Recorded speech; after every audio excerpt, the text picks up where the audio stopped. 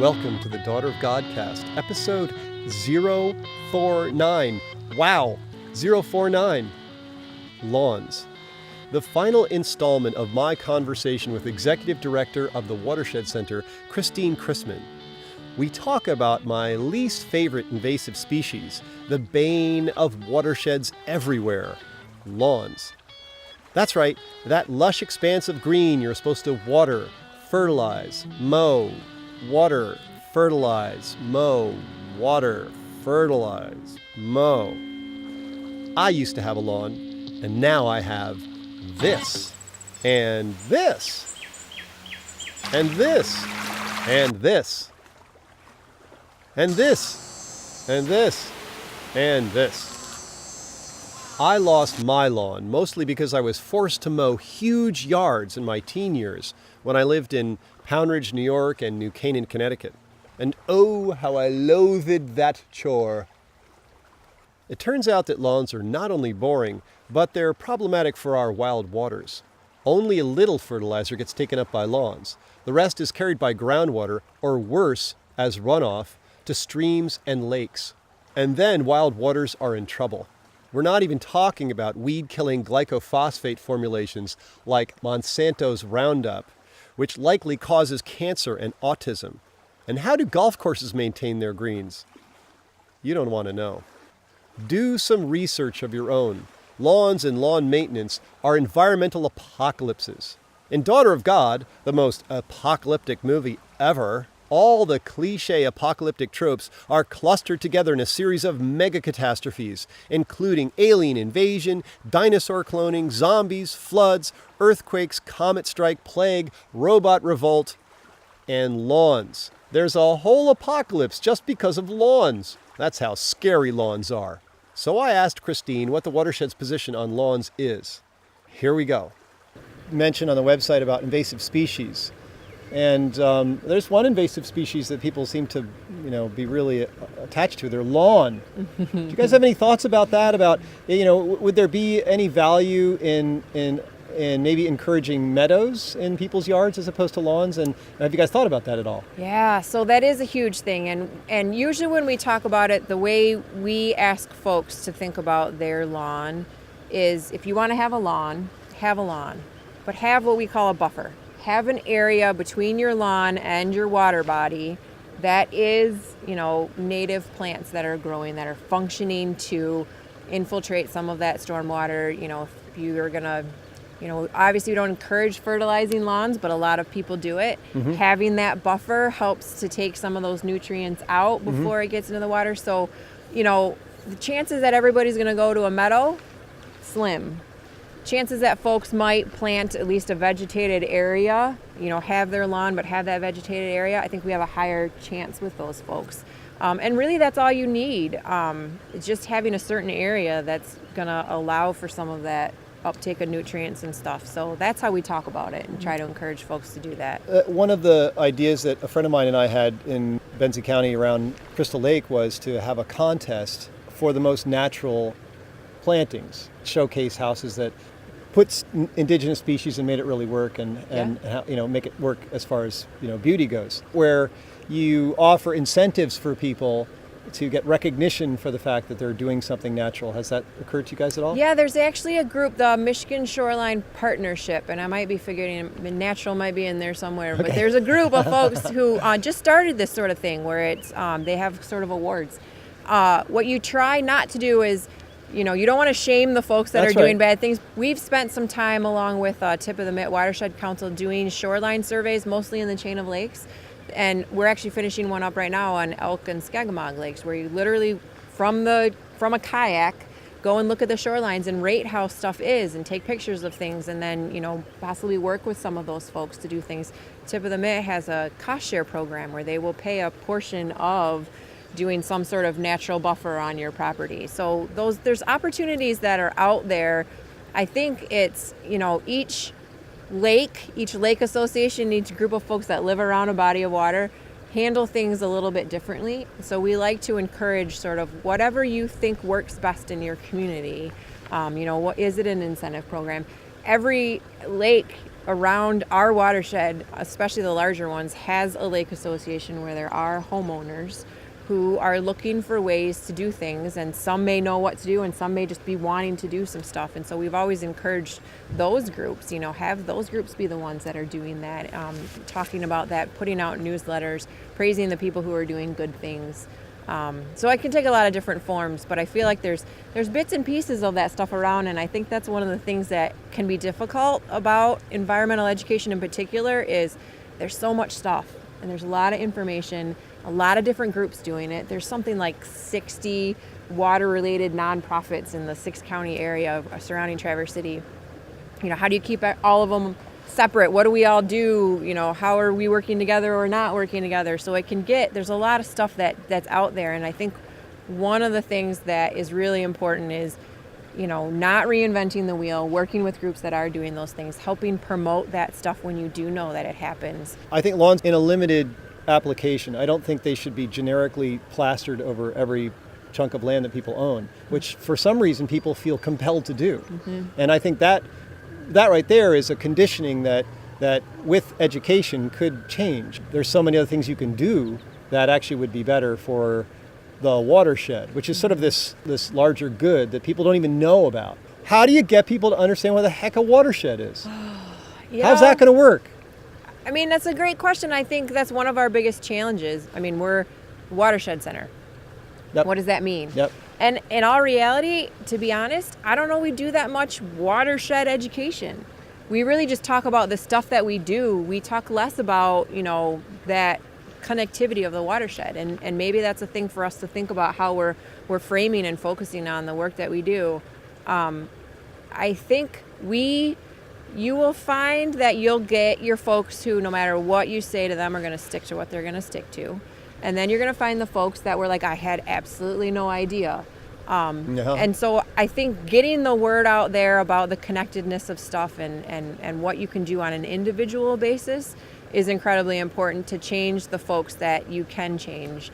And then, making sure that you present that bigger picture, whether or not people appreciate that or really understand what that means, that's their choice. But I do think, I don't know that we do maybe a great job of talking about sort of watersheds because it's in our name. We think everybody knows what it is. We do the little pieces to it. So I get that you're busy and there's a lot going on, but that's kind of the fundamental concept that if everybody knew what that was, that would automatically change behaviors, right?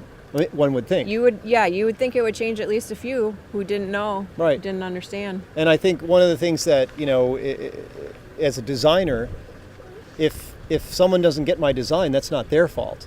I can look at that design and redo it. You said you do two things. You do operations and you do outreach. And outreach is clearly about giving people some sense of what it is that they're living on and what's underneath them. And there's a thing called a watershed, and everybody lives in a watershed. There isn't anybody who doesn't. Right. And what does that mean for you? And ways of getting people to look at alternatives brightly. And also, another thing that occurs to me with the whole lawn thing, just not to dwell on that, but there are, I guess, neighborhood rules that you have to have. And wouldn't it be cool to go to those neighborhood associations and say, let's talk about that thing that you actually are codifying, and is that actually a good thing? And there's plenty of information out there about how lawns got started and why. You don't want ticks, whatever, but it's basically an environmental desert, pretty much. Things live there, but bees aren't getting much use out of a lawn, and we need bees. Whatever. Right. So what can we say about what can we do to offer people alternatives to their current choices that are pleasurable and exciting and fun? Yeah, that's a big challenge, right? There's a lot. This is what I'm going to go back to. I'm a scientist by training, right? So I think in like black and white, it is or it isn't. I am not creative. And so when we talk about it, I'm like, of course it makes sense. You've got all these insects that use it to pollinate. You've got habitat. We talk about that interface between the water and the land and how much habitat that provides. That makes perfect sense to me as a scientist. how to get somebody who just wants to be able to see the water from their house and have their lawn and have their grandkids play on their beach. That's the thing that we struggle with the most as an organization, is how do we talk about those things in a way that they understand? And I think in the last year and a half, we've started focusing on that a little bit more and trying to connect with people in that way that makes it make sense for, you know, different folks, with people who have different viewpoints and different ways of thinking about things.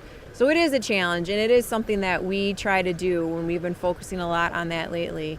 And it's interesting, I go back to that stipend idea on the board as opposed to having staff, because a stipended board member is there in kind of the core visioning process, as opposed to, here staff, do this. And my thought is another stipending position or something would be to have some actual working artists on your board. Because again, another thing about working artists is they don't typically have a lot of money, but they're super creative. And I noticed that about your board. It's science and business. And I was meant to ask that earlier. What about that component on the board, and how do we get the board to be more creative about its approach to its primary mission? Yeah. And, you know, we just created a new position. So we have a director of community engagement. And that's sort of her challenge, is sort of, here's what we've been doing and how we've been talking about ourselves for 25 years. Yep. How do we kind of look at that and reinvent that? We do have a board member who has sort of a marketing background and looks at that. And so the two of them are sort of working on some of that basic stuff. Sure. We've really drilled it down to, you know, what would happen if we weren't here? You know, we're trying to get folks to understand, you know, if not the George Bailey us, then what, yeah, right? So drilling it sort of back down and getting the science stuff out of it and speaking to people so that they really feel connected to it and understand it in a different way. It's not easy, and it's a challenge we're looking at an organization, always looking for new ways to do it. And, you know, in all reality, also, I'll say competing, but not necessarily in a bad way, with a lot of the other organizations that are doing similar things. And one of the things that we've been looking at is, you know, what do we want to be to people? You know, we don't want to be everything to everybody. So what do we think that we should focus on that's going to further our mission, that's going to have the biggest impact, that may not already be happening? What is it that you guys are? Well, how do you want yourselves to be seen? You said how many different water organizations in just Traverse City? Somewhere around 60 in like the 60? six county area around Traverse City. 60? Yes, 60. Including like lake associations okay. and that All right, sort of okay, thing, well, that yeah. makes sense, Yeah. because there's a lot of lakes. Yes. And how often do all those organizations come together in one building and have like workshops and seminars and collaborative stuff going on? There are pockets of things like that happening. But there's no Right. like major water summit. Not in the way that you're describing it, no. And one of the things actually that we've been challenging ourselves with is, as the Watershed Center that has a protection plan for Grand Traverse Bay, should we be that group that's more of a convener that allows for, you know, facilitates everybody doing their thing, that's all forwarding that plan, that's all trying to improve water quality? You know, do we sort of take on that role because it doesn't really exist in that form? Or is that even important? Do the little pockets of things that happen accomplish enough stuff? Do we need to have everybody getting together? You know, we're sort of back almost where we were 25 years ago. We're like, okay, if everybody sat down in a room and started talking about stuff, what would come out of it? Would it and be I think worthwhile? that's what we're trying to figure out right now. Is it even worth, you know, trying to have something that a group that moves that forward, or are we doing all right as we are? I've seen a lot of nonprofits. Out of all the nonprofits I've seen come and go, and people making decisions, these volunteers, you guys have this swim event that's like the coolest thing ever, because it gets people in the water. And if you did paddle races, or you got a Hobie Cat regatta going, or whatever, these kinds of things put people on the water, put people in the water, and it creates that connection. You're the first nonprofit that I've seen that's really got that open water idea, because that's like the most ambitious, brave thing to put out there. But it's for real. It's literally getting people in the water. So I would say that, one of the reasons I'm getting so excited about this, and I actually, hauled all this stuff out and do a little episode with you, is because I want to say, good job. That's really brilliant. And I'm way into funding you guys because that to me is like a walking your talk sort of thing. You really care about the water, get people in the water, and you will get results, as you have already gotten from last year. Yeah, I appreciate that. I really do. And I think, from the Watershed Center perspective, one of our most important roles is to be a voice for people who can't be a voice for something they're trying to do for water quality. We get phone calls all the time like, I think this might not be right, but I don't know who to call and how do I do this? And we're the ones that figure that out for them. So I really encourage folks to let us know what issues people are facing, what they like, don't like. There's no way that we can serve our community and serve water quality in 1,000 square miles with 4 staff people if we don't have on the ground folks that are bringing stuff to us. A massive base of members. Yeah, watershed warriors, people. Whatever you want to call them. People who are out there that, feel empowered enough to say, I kind of maybe know a little bit, but I know who to call. And I know, and we don't always have the answers, but we can figure stuff out. And so, I would encourage in the way that you talk about like some of the challenges we have and what nonprofits are like and what does the Watershed Center do and not do. We're changing and evolving, and that stuff is really impacted by the input we get from the community. And, now it's development. 3 years ago, it was water levels being low. It's changing all of the time, and our focus changes all the time. And what we get from folks that are out there and seeing things and questioning things, that's how we decide what we do and what we get involved in. And that swim was a way for us to help celebrate the thing that we can sometimes forget. That's the end result. That's what we're trying to do. We can be so caught up in, does your ordinance have this such and such in it?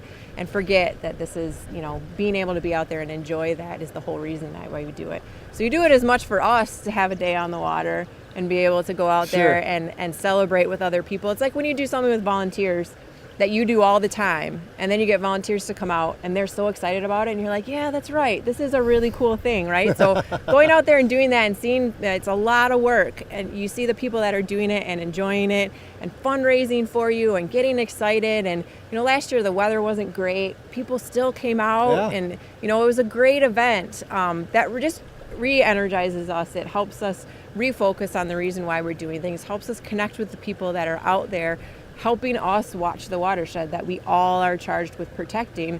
It's just that we have the ability through our nonprofit status to be that voice. Nice. That folks that might be more spread out or not know what to do or how to do it, they can funnel that through us. Sweet. So I really appreciate you saying that, and I hope that folks sort of get that same sense for like, let's have those challenging discussions. Let's talk about things. Let's reason, why we do or don't do certain things, and how we talk to other people about, what we as a community should be doing, because we all have that impact. No matter where you are, and no matter what watershed you want to say you're in, every single person has that impact on water quality.